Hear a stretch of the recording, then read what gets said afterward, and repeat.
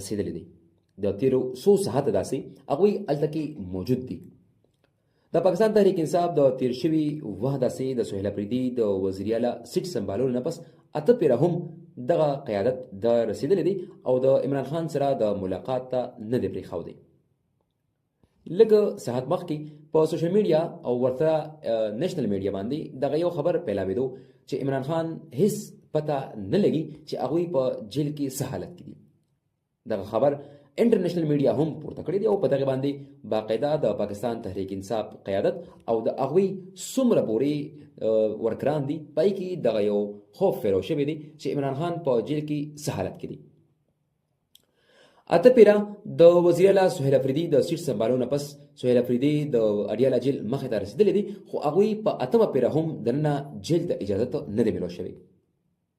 بیا دغلته کې د پاکستان تحریک انصاف د سهیل افریدي سره سره ټول قیادت د اډیاله جیل ته مخامخ موجود دي او سهیل افریدي په خپلو خبرو کې ویلي دي چې که چېرې زموږ ملاقات ونشي نو موږ به دلته کې پښې ډېرې اچولې وي.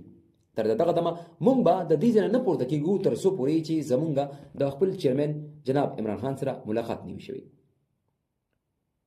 موجوده قیادت دغلته کې موجود دي او هغوی په دغه انتظار دي چې موږ ته به لږ ساعت بعد د عمران خان سره د ملاقات لپاره اجازه میلاو شي. خو د بده مرغه تر دې دمه هیڅ قسمه چانس د ملاقات لپاره نه دی جوړ شوی. باقي څه سهیل افریدي ویلي دي په خپله ووایي. بسم الله الرحمن الرحیم. ایاک نعبد و ایاک نستعین. जैसे कल से मीडिया पर चल रहा था कि हमारे लीडर हमारे कायद जनाब इमरान खान साहब की तबीयत ख़राब है या जो है जो अफवाहें चल रही थी, तो आज नेशनल मीडिया के साथ साथ जो है वो इंटरनेशनल मीडिया पर भी चल रहा है. तो हमारी तशवीश बढ़ गई है. पूरी पाकिस्तानी कौम इमरान खान साहब के हवाले से तशवीश में मुब्तला है. आज हम चाह रहे हैं कि हमारी मुलाकात हो